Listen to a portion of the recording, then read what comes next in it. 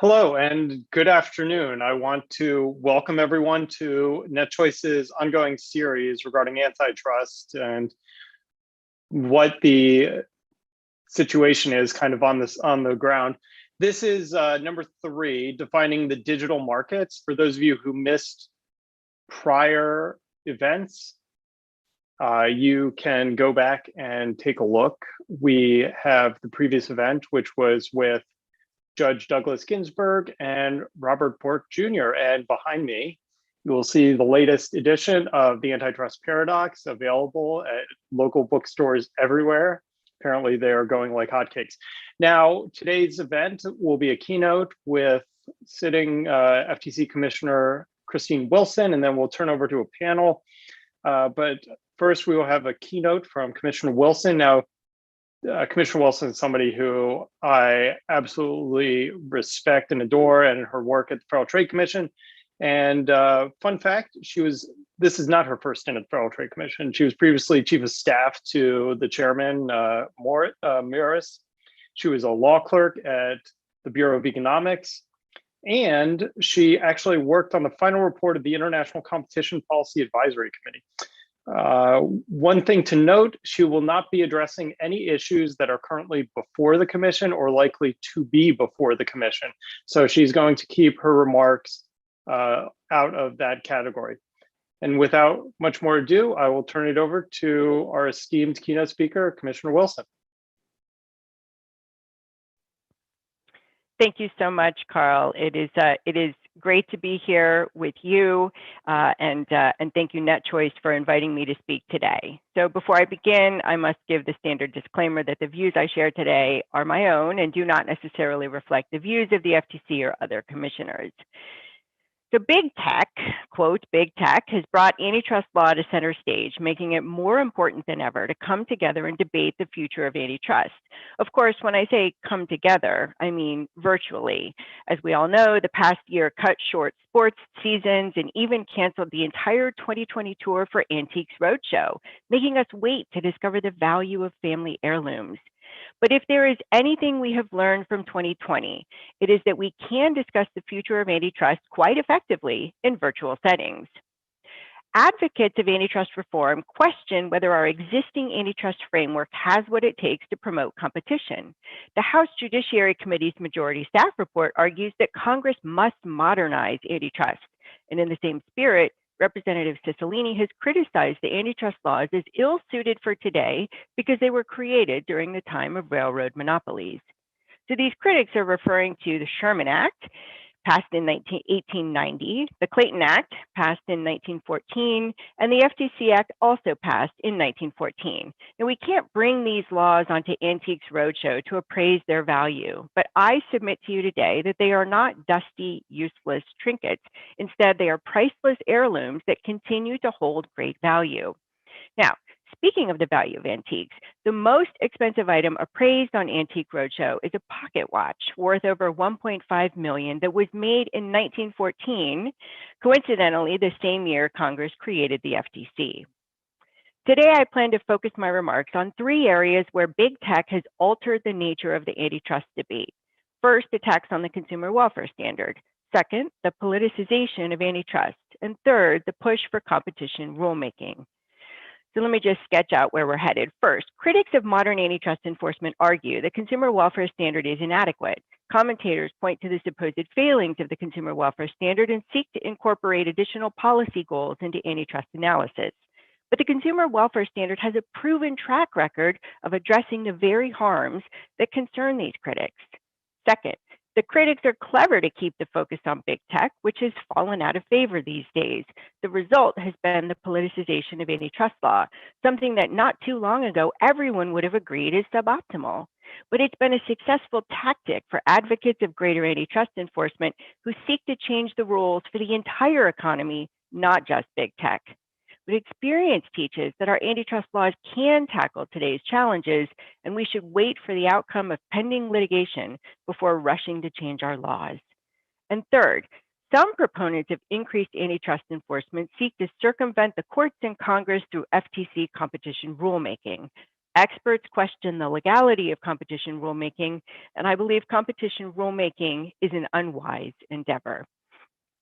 So let's dive in. First, let's discuss claims that the consumer welfare standard fails to measure non-price harms to competition. Proponents of reform argue enforcers can't measure consumer welfare. Others say the consumer welfare standard has resulted in market concentration. And these critics seek to inject other goals into antitrust, like protecting jobs, increasing fairness, and reducing inequality. These proposals threaten economy-wide ramifications and risk three fundamental aspects of sound antitrust enforcement: administrability, predictability, and credibility. These criticisms of the consumer welfare standard garnered increased attention following the Democrats' Better Deal proposal in 2017, and the recent majority staff report amplified calls for reform. The report claims that traditional assessments are difficult to apply to big tech, partly because online platforms rarely charge consumers a monetary price. To dispel inaccurate claims, let's be honest about what we measure. The consumer welfare standard seeks to maximize consumer surplus. Any judge or enforcer can apply this standard. If quality decreases, subsequently lowering the amount a consumer is willing to pay, consumer welfare is harmed. If innovation is stalled and a consumer is delayed in buying a new or better product, consumer welfare is again harmed. Guidelines that explain the DOJ and FTC's approach to merger analysis confirm market power can be manifested in non-price terms. The 2010 Horizontal Merger Guidelines explicitly address harms from decreased quality and innovation. Carl Szabo and Howard Shalansky's recent evaluation found that the 2010 guidelines have influenced case law and strengthened merger enforcement, demonstrating that guidelines are persuasive to judges. Similarly, the new vertical merger guidelines include deterrence of a rival's innovation as one possible anti-competitive effect. The FTC recently applied these guidelines when it challenged the Illumina Grail deal. The complaint highlights that Grail is one of several competitors racing to develop cancer screening tests. There are no commercial products on the market, making this a vertical merger case focused solely on innovation. The FTC's enforcement record also demonstrates that measures of non-price competition are critical in antitrust analysis. For example, hospital mergers are one of the most active areas at the FTC.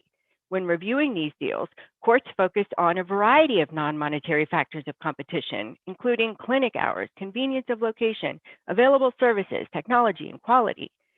So recent and ongoing hospital challenges show that FTC is not afraid to challenge mergers based on non-price harms. So a superficial review of merger law and policy reveals the consumer welfare standard measures more than just prices. So why do critics make this allegation? I think they hope to discredit the consumer welfare standard and choose a favored replacement that will inject non-competition considerations into antitrust. But this outcome would impact every sector of our economy and risk three fundamental aspects of sound antitrust enforcement: administrability, predictability, and credibility. But the consumer welfare standard is preferable to all the other alternatives precisely because of this foundation. Like a Babe Ruth rookie card, you don't need Antique Roadshow to know these criteria will never decrease in value.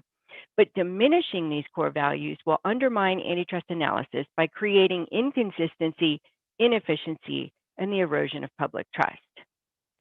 So let's turn now to the politicization of antitrust law. Advocates of reform use big tech as a foil to push for change that will have economy-wide impacts. Although big tech is the most obvious target, proponents of reform admit that it's just part of a larger effort to transform the economy as a whole. Most notably, the majority staff report was based on an investigation of 4 digital platforms, but called for far-ranging antitrust reforms. Call me old-fashioned, but I believe the appearance of political influence can erode the credibility of antitrust enforcement decisions. Even the occasional rumor of political influence, regardless of whether there exists any evidence of meddling, can lead to questions of impropriety. Recall, President Trump was criticized for allegedly encouraging the DOJ to block the AT&T acquisition of Time Warner. Google's access to the Obama administration caused some to question the FTC's decision not to sue Google. And similar allegations tarnished the settlement of DOJ's challenge to the merger of American Airlines and US Airways. Now, let me be clear. I want to be very clear. I have no knowledge of whether politics influence any of these decisions, but I do know that even rumors and the potential for political influence undermine law enforcement decisions. Justice Powell once said that equal justice under law is not merely a caption on the facade of the Supreme Court. It is perhaps the most inspiring ideal of our society.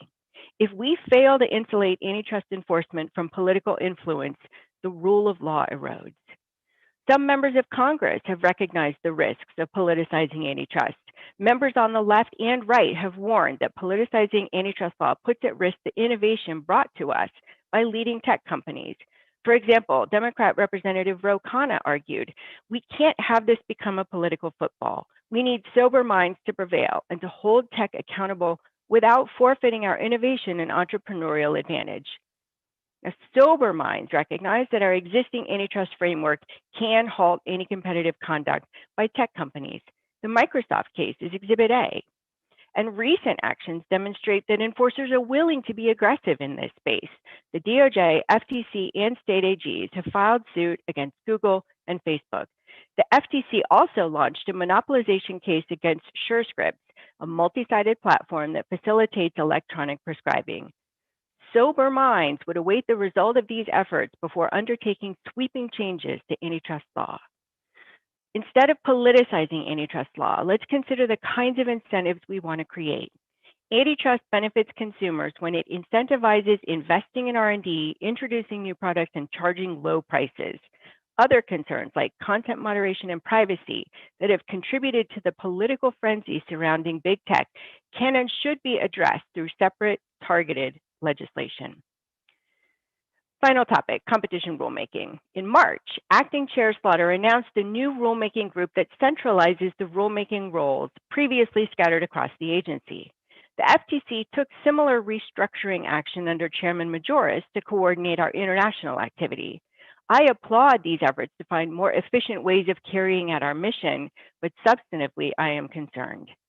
The FTC's historical rulemaking has been focused on consumer protection issues, but the mandate of this new rulemaking group includes competition rules. This mandate aligns with calls by critics of the existing antitrust framework to rely less on effects-based analysis and more on bright-line rules. Now, I'm concerned about both the legality and the wisdom of FTC rulemaking in the competition arena. Peeking into the FTC's dusty attic sheds light on the issues surrounding the legality of competition rulemaking. In 1914, Congress authorized the FTC to make rules to implement the FTC Act. The FTC issued few rules until 1962, and then issued several rules over the next decade. Throughout this time, it was unclear whether the FTC had authority to issue substantive rules. In fact, the FTC testified 8 times before Congress that it had only procedural rulemaking power before reversing course in 1967. In the 1973 Octane Postings case, the DC Circuit held that the FTC did have the power to promulgate rules with the effect of substantive law. 2 years later, Congress passed the Magnuson-Moss Act, which gave the FTC substantive consumer protection rulemaking power under a new Section 18 of the FTC Act. Is it possible that Congress never meant to grant the FTC substantive competition rulemaking power?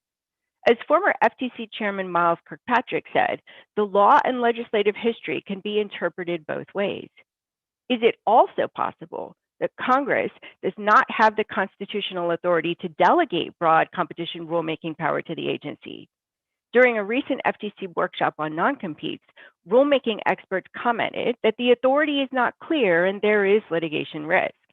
The experts questioned whether the statutory authority outside of Section 18 only applies to rules of procedure and whether broad substantive rulemaking authority is unconstitutional under the non-delegation doctrine. Aside from the legality, I also question the wisdom of competition rulemaking. Experience demonstrates that regulatory regimes frequently stifle innovation, raise prices, and lower output and quality without producing concomitant health and safety benefits. But critics of antitrust ignore this history. Although the majority staff report held up railroad regulation as a model for big tech, never in 450 pages and 2,500 footnotes did they mention the bipartisan repeal of that regulatory framework. a stunning omission. And as an aside, if the antitrust laws are ill-suited for today's economy because they were created during the railroad heyday, why does the majority staff report cite railroad regulation 12 times as a model for big tech? Second, rulemaking is a slow process. Narrow amendments to the contact lens rule took more than 5 years to complete. And enacted rules fail to account for market dynamics, new sources of competition, and consumer preferences. The care labeling rule is at least 7 years out of date, excluding wet cleaners from gaining a toehold to compete with dry cleaners, and denying consumers several years of more refined care instructions that have been developed by the industry. Notably, proposed competition rules differ significantly from the FTC's typical consumer protection rules. At their best, our consumer protection rules provide consumers with accurate information. The funeral rule adds transparency for grieving family members when planning funerals. And the franchise rule gives prospective franchisees the material information they need to make informed investments. But proposed competition rules would ban specific practices across the economy. This approach is not compatible with current antitrust law, in which we adopt a very fact-specific analysis that evolves with economic learning. This approach allows pro-competitive conduct to continue while halting anti-competitive conduct. Some proponents justify antitrust rulemaking by pointing to the merger guidelines. There is a big difference between explaining how the agencies will analyze a particular situation and establishing bright-line rules that reject a harms-based analysis. Transparency is constructive. Carving in stone a set of rules untethered from economic analysis is not. So I have appraised the antitrust laws and found that they are not dusty, useless trinkets, but instead priceless heirlooms that continue to hold great value. Like the man who used a meteor as a doorstop for 30 years, we can either view our established antitrust framework as an old rock, or we can look closely to see its true value. Throughout my life, people have accused me of being a Pollyanna. In that vein today, I'd like to close with this admission. I hold out hope for the Antique Roadshow to air a new season soon, and I hope that conversations like this will bring a new season of respect for the antitrust framework we have carefully constructed over several decades. Thanks again to NetChoice for inviting me to share my thoughts with you today. Thank you very much, Commissioner. I too am excited for the return of Antiques Roadshow, but I suspect my excitement pales in comparison to yours. So thank you so much. You've given us so much to talk about as we turn over to our panel discussion. And as we do that, I will give a brief introduction of our panelists. We have Neil Chilson, who's a JD from GW. He also has 4 years at the Federal Trade Commission, working for acting chair Olhausen, and he's currently the Senior Research Fellow of Technology and Innovation at Stand Together. We have Alec Stapp, MA Economics from GMU, and he's the Director of Tech Policy at the Progressive Policy Institute. And we have Professor, yes, doctor, he has a PhD in economics from Emory, John Yoon, who spent 18 years at the Federal Trade Commission Bureau of Economics Antitrust Subdivision. And for those of you who like lists, he has a great piece, which is entitled 12 Falsities of the Neo-Antitrust Movement. So if you like lists, be sure to see his countdown of those top 12. Have a great discussion, gentlemen, and thanks again, Carl and NetChoice, for having me. Take care. Thank you so much, Commissioner. So let's kind of level set real quickly. And for that, I want to turn to Alec on this. Alec, can you give, let's say, in a minute or two, a brief overview of what is the fundamental purpose of antitrust law? Where did it come from? Why are we even talking about this?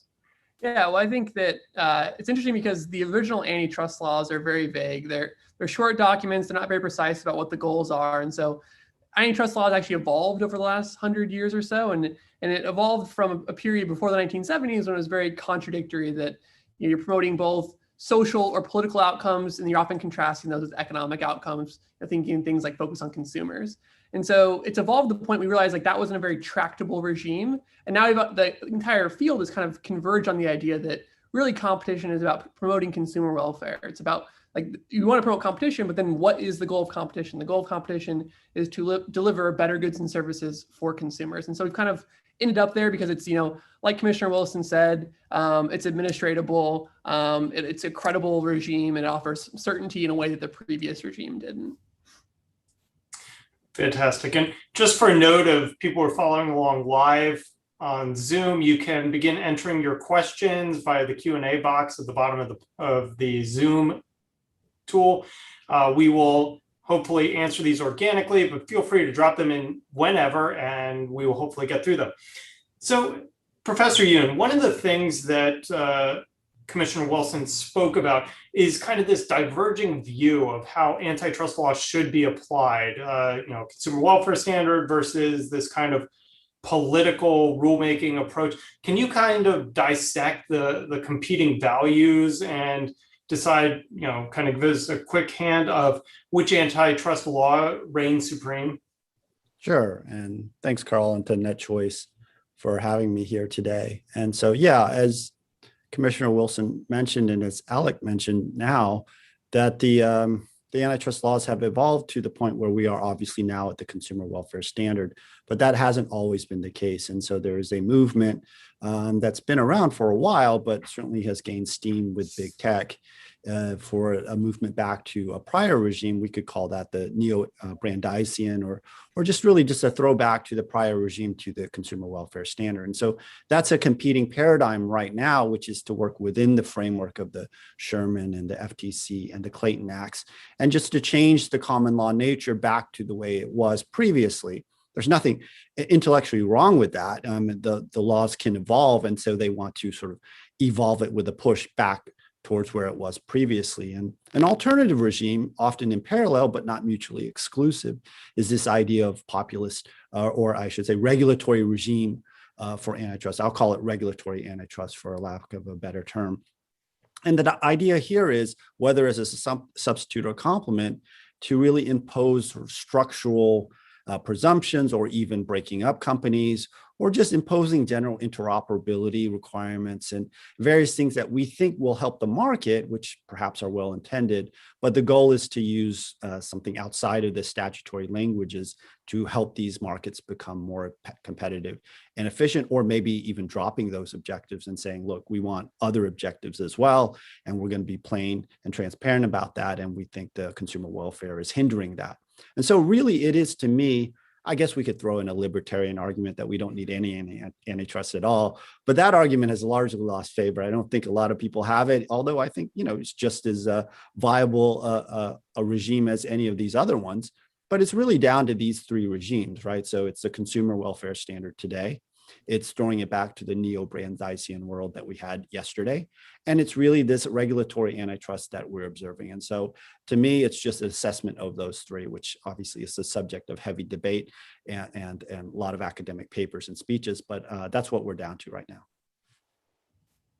No, when I was at the Federal Trade Commission a very long time ago, one of the things that I always recognized was that at the FTC main office, and we've got more of the policy people, and then kind of satellite, we had you, Professor Yoon, and a couple others who just kind of be locked in a box for the economists to sit down and do like the nitty-gritty, detailed, hard labor, while the policy people were somewhat segregated. And it sounds like that's kind of what we're trying to begin breaking apart, is kind of that heavy work on economics and just go straight to the policy. Neil, wanted to get your thoughts on some of the things that Commissioner Wilson brought up, stuff along the lines of administrability, predictability, and accountability, and under these various regimes.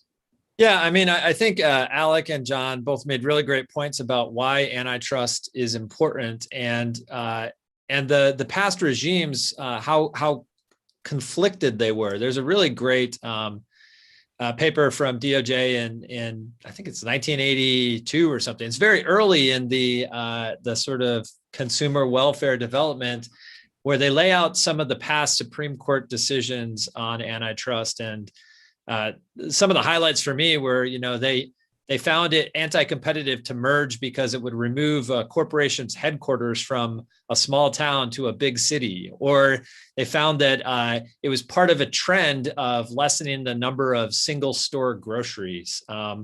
And those were problematic mergers without a look at like how that would benefit or harm consumers. And they even like allowed a case to go forward where the company's express purpose was they didn't want to compete. They wanted to stay out of this particular market, and so they didn't want to be forced to compete. So the antitrust laws, with all the different purposes, even if we step away from the sort of big picture policy arguments, there were, even in the economic sphere, there's a lot of economic interests that might want to use antitrust laws to benefit them, whether it be smaller businesses or bigger businesses or businesses in certain industries. And they have really competing interests. And if the courts have to try to continually pick between these, they're going to be sort of paralyzed. I mean, that was the analysis in this paper.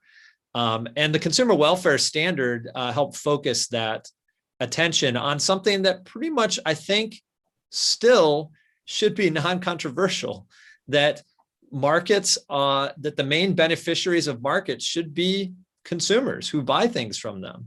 And that's why we should keep competition alive, because it benefits consumers. I don't think that the people who want to go back to these confusing, diametrically opposed approaches to antitrust want to point that out too much, because I think that would poll very well. Do you want markets to continue to make your life better as a consumer? Most people, I think, would agree with that. So I think that consensus, I think, should be durable. It's been very workable. It doesn't mean that antitrust is perfect, but it does mean that it allows the agencies to focus on one dimension and to serve that dimension, and leave lots of other types of problems to other types of government solutions that maybe don't fit with the big hammer of breaking up companies or preventing transactions that the people involved think make business sense. Alec, one of the things Commissioner Wilson mentioned was this case Lumina Grail, and the leading arguments we've heard against the consumer welfare standard is, it's out of date. It can't keep up in a non-price factor regime, but Illumina Grail is a vertical merger, and it deals with loss of innovation, a very real non-price factor. Does the fact that this is a court case, like actually being brought to court, most settle, but actually being brought to court, do you think that kind of throws cold water on the notion consumer welfare standard is antiquated and not ready for today's application of antitrust law? Yeah, I think that's definitely suggestive of that, and I'm excited to follow that case closely and see its end result.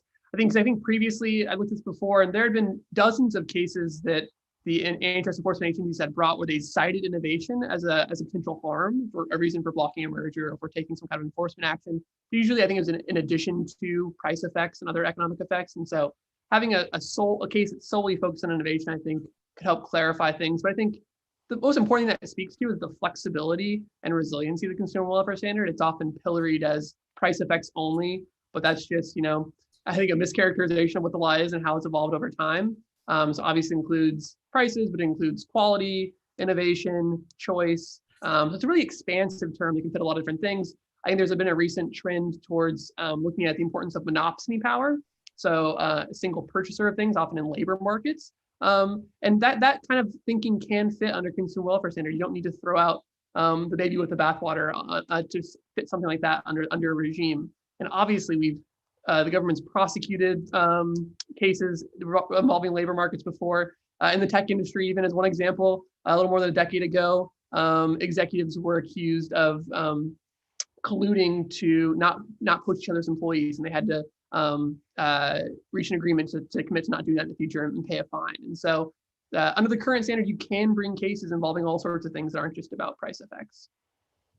Okay, let's, Neil, we did get one question in that is kind of pushing back on some of the things you said. And it was another main benefit of markets is with regard to workers. Is there a reason competition protection focused regimes shouldn't take into account worker mobility, monopsony power, and other work-oriented considerations? So should consumer welfare standard or antitrust enforcement take into account things like worker mobility, monopsony power, and other work-oriented considerations? Yeah. So first, I think I would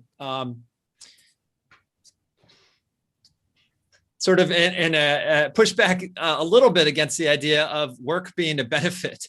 I love what I do, and I think we all are seeking to do meaningful tasks in our lives, but we're seeking to do them as efficiently as possible often, right? We care more about the outcomes than we do often the process in when we're trying to achieve goals. So, if our goal was just to maximize work, I think there's a famous statement, if you want to maximize workers, don't use shovels, give everybody spoons to dig ditches, right? Like that doesn't achieve the goals that we're trying to do. And in fact, in those cases, you would see a direct trade-off between benefiting workers and imposing high costs on consumers. And so when we think about benefits, often that bringing in worker considerations would be in direct contrast often to the interests of consumers. And we would be back in that stage where judges would have to sort of pick what dimension they're measuring on. I will say, however, there are cases involving workers where the interests of workers and consumers are aligned. And I think, I think there's a mention of monopsony issues. Those can be real problems. If you have employers who are colluding to hire people at lower prices, that is not to the benefit of consumers ultimately, because we're basically stepping outside of the market and using force or fraud on workers. And that is problematic. It means that we will undermine the supply for work in that space. And I think that's bad for consumers. It is bad for workers as well. And so I do think that there are competition issues that involve the supply of work to employers where there can be collusion that should be addressed by the antitrust laws. But ultimately, I don't think that undermines the consumer welfare standard. I think that's quite congruent with the consumer welfare standard. Yeah, it sounds kind of like one of these policy versus the purpose of antitrust discussions. I mean, Rob Atkinson famously uses examples of elevator operators lost their job once we invented the thing called the elevator button and empowered people to decide what floor to go to rather than having somebody pull a lever. And I guess that was bad for workers of elevator operation. One of the core central concepts of antitrust law is market definition. And Professor Yoon, one of the things that has been thrown around, and let's kind of talk about the issue du jour. Let's talk about American tech invaders. What is market definition? How does it impact antitrust law? And how does it apply to the antitrust enforcement actions with respect to businesses like Google and Facebook? Yeah, those are big questions, important antitrust questions. Yeah, market definition is typically where we start, not necessarily in the guidelines anymore in 2010. It moved more towards a focus towards the competitive effects. And I think, generally speaking, that's where practitioners, agencies, and economists like to live, is the actual effects of various policies. But the reality is that these decisions on antitrust have to be made at the commission level, at the judicial level. And at that level, you need some type of coherent story of the competition. And so that's where market definition comes into play. Greg Worden is a big proponent of that. Others aren't so favorable towards market definition. But the reality is it serves a very useful purpose in setting the stage, if you will, for the competition and the alleged claim. The point of market definition, however, shouldn't be definition per se. So for example, if I often hear, is Facebook a monopoly? And, my response is a monopoly over what? Because unless we know precisely the issue that we're worried about. Are they purchasing another firm? Are they engaging in a privacy violation? Is it a specific type of unilateral conduct that we think is perhaps in violation of the Sherman Act? All those are different types of questions. And even within those questions, you're going to have different set of facts. And so I know it's a boring answer, but market definition is very fact specific and very claim specific. And so if we try to carve these markets before we even begin, we've basically given the answer. If you've effectively said Facebook is a monopolist and defined the market around Facebook, there's very little you can do, because a lot of the presumptions built in antitrust favor the plaintiff when you have a presumption of a monopolist. And so the game is over before it even begins. And so that's why market definition is so fought over. Arguably, that's one of the difficulties of implementing it, because once you make that decision on market definition, it is not only setting the stage, it's effectively determining the ending. And so the more we can move away from that, the better. Alec, Neil, they've talked earlier about how when we're in a regime, it can be more predictable, administrable. And that's what Commissioner Wilson talked about. That's one of the advantages if we hone in on the consumer welfare standard, is that we can improve our tools and our predictability of not only defining markets, but our competitive effects. If we're just arguing if they're a monopoly or not, and whether then we need to break them up and regulate them, our focus is completely away from the tools that would actually benefit from answering that question in the first place, rather than assuming the answer. Yeah, and throw this open to the whole group, but let's pick on Facebook for a minute. What would we define the market as when it comes to Facebook? Because there seems clearly a bunch of states think they've got a good case. Clearly, the federal government thinks they've got a good case, right? Because they all brought suits against Facebook. So do you think their definition of what the market is holds water if it's too narrow? I remember us talking to one state lawmaker who defined the market for Facebook as there's only one Facebook. So therefore the market is Facebook. So what are your thoughts? And I open that to the group. I can kind of jump in there. I think Facebook it's a really illustrative case that can teach us a lot about the limits of market definition, or how tricky it can be. And so in the FTC's case, they defined it as personal social networking services, which is a pretty narrow definition that once you include Facebook, Instagram, WhatsApp, you can show that you can allege that they've monopolized that market and they've illegally maintained that monopoly through those acquisitions and some other behavior.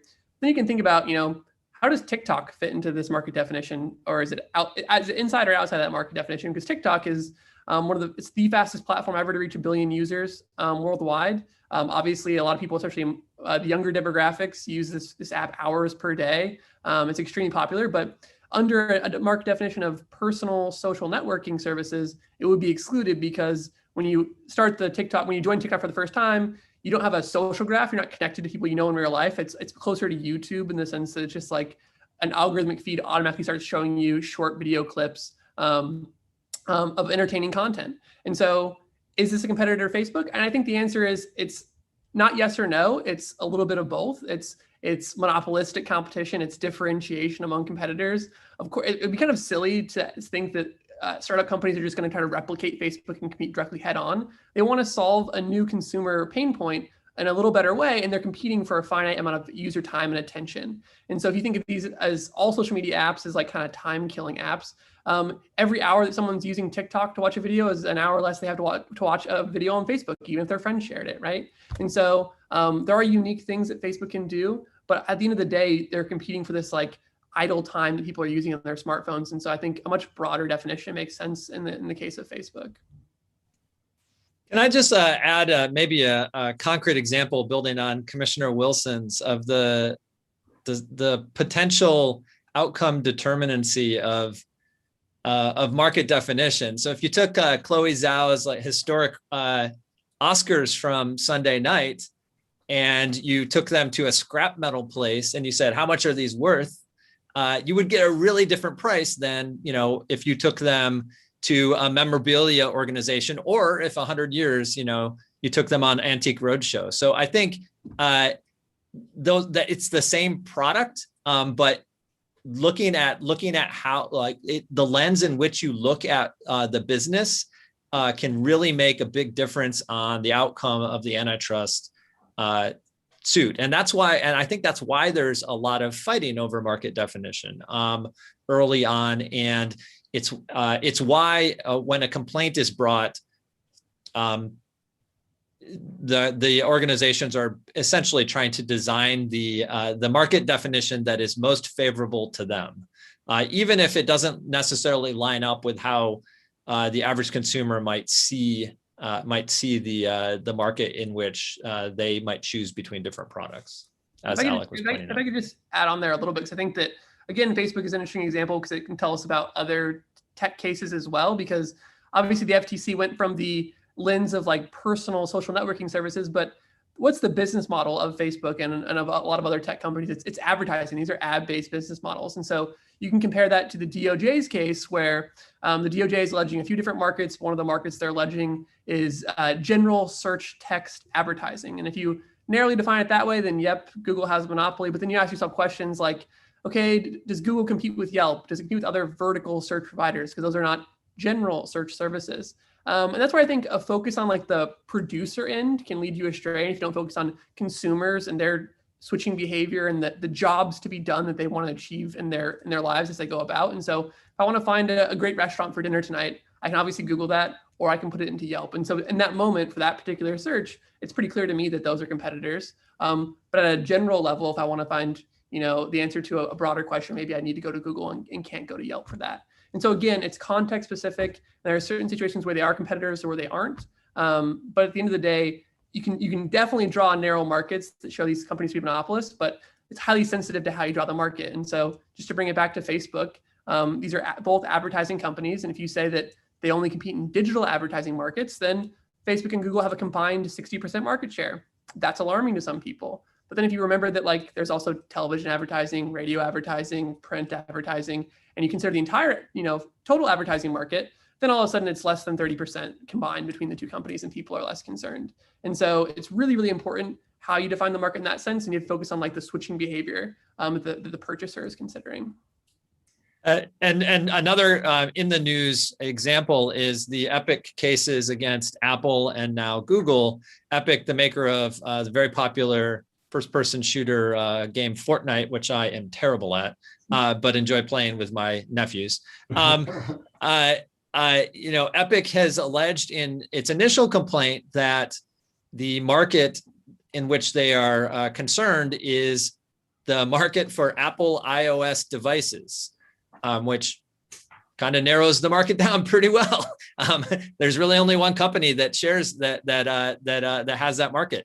But interestingly, in their pleading, they have an alternative, right? And so a fallback position which says, well, maybe it's the the market for app stores across both Apple and Android devices, and that's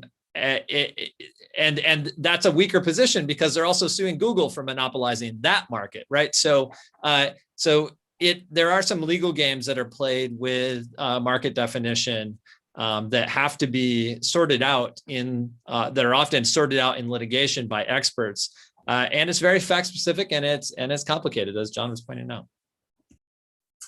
Great. Now, one of the things it seems like we've kind of mentioned, and Professor Yoon, as the professor, you can maybe educate us all.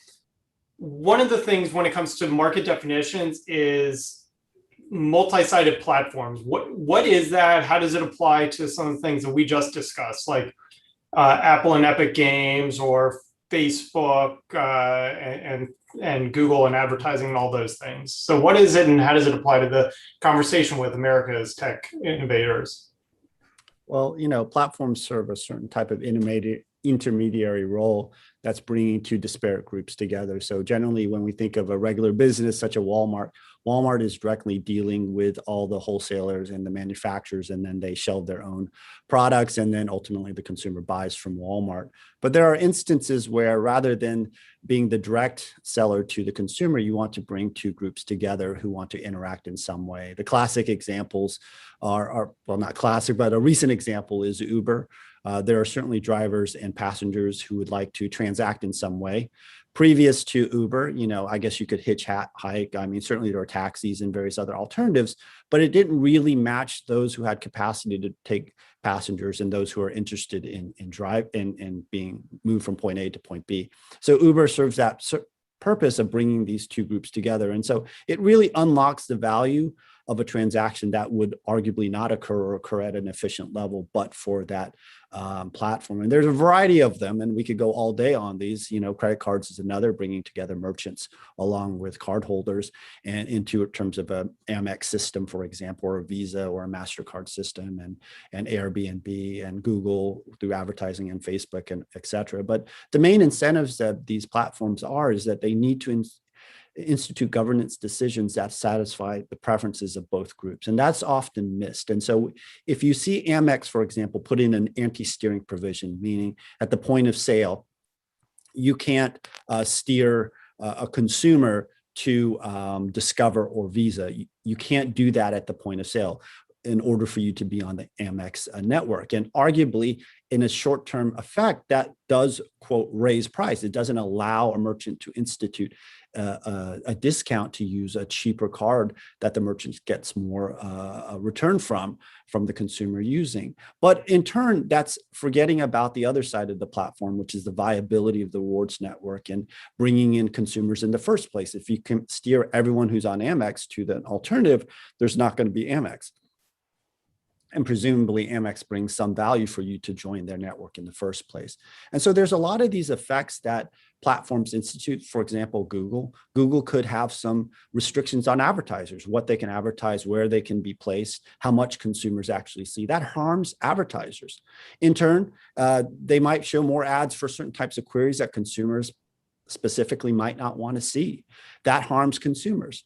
But they're trying to obviously monetize through this advertising. So it's going to be a balance of not only having a lot of users, but satisfying those who monetize the platform through the advertising. And so often if we look at policies purely from a sense of, well, we're going to look at the final consumer, often defined as the person actually purchasing it, we miss the point of a platform, which is also bringing another, quote, consumer group, whether it's in advertising, whether it's the merchants. And I think that explains the Amex decision, which is obviously a huge subject in of itself. But I think one thing that I hope even the critics would acknowledge is that the court was trying to wrestle, good or bad, with the idea that governance needs to go on both sides, and an inordinate focus on just one side, you're going to miss the boat. Whereas in a single-sided market, that's obviously okay. There's only one side to look at, which is that consumer side, ultimately, that the welfare cares about. And so that's something we need to be cautious of, but it doesn't always matter. And so I'll stop there, but that's also a misnomer that when you have a multi-sided platform, that means you got to bring the whole armada, talk about one group and the second group. How are we going to ever administer this? This is going to take forever. This is a ridiculous decision. That's not what the decision says. It's only when it invokes both sides do you need to assess both sides. If it's just one side, there's fraud or collusion on one side, you just stick with one side. And so antitrust is very flexible in terms of that question. That's fantastic. And, we seem to hear a constant theme throughout our discussions today about flexibility of consumer welfare standard. And, one of the other things that I thought was interesting in what you said, Professor Yoon, was you mentioned Uber, right? That's a type of search. If I'm looking for somebody to give me a ride from point A to point B, a search on Google is not really going to help me there. Search on Uber, that may help me out. One of the things that I do want to get maybe Neil and Alec's thoughts on are some of the newest proposals on the Hill right now. So Senator Klobuchar, for example, decided that she's going to put the kibosh on mergers if you're a business above a certain size. What are your thoughts about the impact on consumers from that type of approach? Is that actually the solution? Prevent mergers and 1,000 flowers will bloom, or is this actually going to have deleterious impact? Let me start with that one. So I think, one, I'd be concerned about the unintended consequence of disincentivizing future venture capital investment in the next round of startups that we're hoping will disrupt the incumbents today and deliver even greater competition, better goods and services for consumers, because oftentimes in Silicon Valley and venture capital around the world, the most common exit or the way that venture capitalists make money is to get acquired by an incumbent in the marketplace. And so it's only a tiny minority of companies that actually make it successfully to an initial public offering. And so if you remove the by far most common method of venture capitalists to generate a positive return, we're likely going to get less investment in startup companies. And we've had a few papers that have looked at this topic before, comparing changes in merger and takeover laws in different countries. And they found a negative relationship where, if you make it harder to take over companies, you actually get less investment. And so broadly, I think it's a relationship that holds. It makes intuitive sense. If you talk to the average venture capitalist, they'll tell you that they don't necessarily want to make it harder for their companies to be acquired, if that's often the way that they can make a positive return. And I'll just make one other quick point, because I think today we're mostly talking about market definition. In some of the legislative packages, you see either there's a size threshold, like based on revenue or market capitalization. But in some of the proposals, you also see a market share threshold, where if you have more than 35% of the market, you can no longer make acquisitions. So there's some other kind of limit on you. And I think those kind of like bright line rules can be seductively simple. I know that even when I was first learning about antitrust years ago, I saw the intuitive appeal of like, I like certainty, I like predictability. What's more certain than a bright line presumption in terms of market share? But then when you realize like, oh, these market shares are highly dependent and highly sensitive to market definition, then they're no longer so certain or predictable. And so we've talked about a few examples today, but I also want to mention a couple others. I think they're really illustrative here. So like if you had a 35% threshold for mergers or any other kind of rule, well, Amazon has a 35 to 40% market share in e-commerce. That would mean they wouldn't be allowed to do anything. But they also have a 5 to 10% market share in retail, in the total retail market. If you think that Walmart competes with Amazon in some dimension, then you want to draw that much broader market. And then all of a sudden they'd be allowed to do whatever they wanted because they'd be below that threshold. And so when the outcome is so sensitive to market definition, that should tell you need to be just concerned or cautious about these bright line rules. Perfect. And as we pull into the train station at the top of the hour, I just have a couple more questions. Neil, one of the things that is out today is Senator Klobuchar's new book on antitrust law, of kind of bemoaning large tech platforms like Amazon. Ironically, it is also available at Amazon.com, so you can buy the book there. Also, shameless plug again, you can buy the Antitrust Paradox, also at Amazon.com. But one of the things that Senator Klobuchar starts her book with is suggesting that antitrust is core to the history of America, citing the actions, essentially the Boston Tea Party, and taking action against the Crown's tea company. Your thoughts on that? Is that just something completely different? Yeah, I mean, I caught a little bit of a podcast where she was talking about her book, and I did think it was fascinating that so many of the areas in which she pointed to problems are areas in which government licensing is a giant chunk of how you get into business. So when we think about having barriers to entry, that's one of the common issues that we wonder about in a market. How easy is it for new competitors to enter the market? And are competitors doing something to stop them from new competitors from entering? Well, one of the most effective things competitors can do to stop a new entry is to get the government to basically make it hard to enter the market. And the Boston Tea Party is a great example of that. I mean, it was a Crown-granted monopoly by the king that said only this company is allowed to import tea into America. The rage that came from that was properly expressed as a rage against government action, not and crony capitalism, not against a big competitor that just happened to make a lot of customers happy because it was so successful. So there are common issues like this. Also, for example, in the healthcare space, where the barriers to entry are certainly raised by the ways that government enables competitors to basically veto new competitors into a market. And so I think one of the great areas that we should be looking at in antitrust law is how do we ensure that the barriers to entry are not being heightened by government regulation? I think we could all agree that that is an area where we shouldn't have government making the problem worse than it is. Senator Lee's actually announced that he is reintroducing his Restoring Board Immunity Act. And as a parent who used to live in DC, if you want to be a daycare provider, you have to have a college degree. So, I mean, yes, I'd love to have my child taught by somebody who's got a BS from MIT, but I'm actually much more interested if they can perform CPR. Okay, last question will go to Professor Yoon on this. And, one of the things, I mentioned at the top that you have this great list of the 12 falsities of the neo-Brandeisian approach. Can you give us kind of your top 3? And then we'll go to final statements from Neil and Alec. Okay, great. Thanks. Let me start at number 1. I'll go through all 12. No, nobody wants to hear that right now. Let me actually, in the interest of time, it looks like we're really butting against time. Let me talk about one specifically, and this idea that regulatory antitrust as an alternative regime would not be subject to the same sort of criticisms and costs, arguably, that the consumer welfare standard has. And so something that Commissioner Wilson mentioned is the political aspect of it. And, I'm not going to sit here and say there's no political influence at all under the current consumer welfare standard, but there are a number of mechanisms, including decisions by judges, that give some insulation to that concern. Certainly agencies have political appointments, but there's also checks and balances within those agencies and institutional learning and memory that I think prevents that. I was at the agency for 18 years and not once did I make a decision based on politics. And I don't know anyone else on staff who would ever have made that decision. And so I can, at least from my experience, it's been a tremendous respect for the agencies and what they do.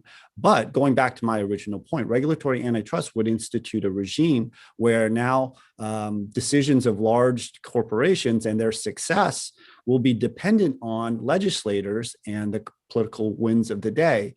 Well, Gordon Tullock has taught us, and rent-seeking behavior is endemic in regulatory sort of decisions. And the idea that that would be free of ideological sways and big money influencing those decisions is really not consistent with our experience with regulation in general. So it would be more political to go to regulatory antitrust, and I think that would be a big problem. And finally, Fred McChesney, money for nothing. What does he mean by that? Money for nothing means that, well, it's a shakedown. If you don't want us to do something, and we're going to do something pretty severe, then you're going to have to donate, to support our cause, do various things. So it's really not only a carrot, but a stick in regulation. And I would actually be more concerned for consumers under that regulatory regime because of those problems. Fantastic. Closing statements from Alec, then Neil, 30 seconds. By the way, Professor Yoon, I thought Dire Straits was money for nothing. Alec, 30 seconds, go. All right, so I'll just finish by emphasizing the point I made earlier about jobs to be done with this framework from Clay Christensen, which I think can be really useful for the antitrust context, which is, again, like it's saying from a bottom-up approach, focus on consumers have needs, they have wants, they have desires, and then they go to the market and say, how can I solve this with a variety of products or with different solutions from different companies? And so that lens often gives you a very different answer than a top-down approach focused on producers or what they label their products. And a concrete example that I think really tells you how you can get different answers based on this kind of analysis is looking at the European Union and their Android decision related to Google. And in that case, they determined that Android did not compete with iPhones. And how they determined that? Because iPhone is not licensable to other device makers and Android is. And so they narrowly defined it as the licensable operating system market. But as part of that process, the European Union surveyed European consumers and said, when you're purchasing a smartphone, do you consider iPhone and Android to be substitutes? Do you consider them as options, competitive options? And something like more than 3/4 of people said, yeah, sure, of course. Like, yeah, I consider both of them as competitors. And so consumers were telling regulators one thing, but when they went to companies, they heard a different answer. And I think they ended up making the wrong decision in that case. And Neil, closing statement from you, please. Sure. I think we talked a lot about market definition in this discussion, and I just want to say that market definition is not done. Like we haven't solved how to do market definition. There is a lot of, right now, market definition is quite static. It looks sort of at a snapshot in time, and it doesn't really take into account that companies are often sitting there looking for opportunities to move into new spaces, especially big companies and in the tech space. And I think David Teese has done a lot of work in this space, trying to explore what does it mean to define markets when you try to take into account the fact that the innovation effects, and when you look at companies as competing against each other in future markets, not just in the markets that they're in today. And there's tons of examples of that in the tech space. I'll just point to, voice assistants. Every single big tech company has tried to do something in the voice assistant space. Alexa, Siri, don't remember what the Microsoft one is called, but they've all tried it. And in the Clubhouse space, we're seeing that right now, right? So lots of people trying to do basically radio shows over the internet style things. And I couldn't not hint at an answer for the last question that's in the chat, which is, do we want to put the antitrust laws into the consumer welfare standard into law? I have concerns about that. I am a big fan of common law because it is an emergent approach. It deals with concrete problems as they come up, and it solves a lot of what Frederick Hayek would call the knowledge problem, where regulators have to sort of predict the future in order to write things. The consumer welfare standard, as we define it now, is not probably what the consumer welfare standard will look like in 20 years, and that's good. Things should evolve as we encounter new situations. I'll end there. It's been great. Great. Well, thank you so much. It has truly been an amazing panel with amazing speakers. We had a wonderful keynote speaker with Commissioner Wilson, and I really appreciate everyone who came, stuck around for an extra 4 minutes. And I want to give a big thanks to Commissioner Wilson and our amazing panel. And with that, I'll bid everyone adieu.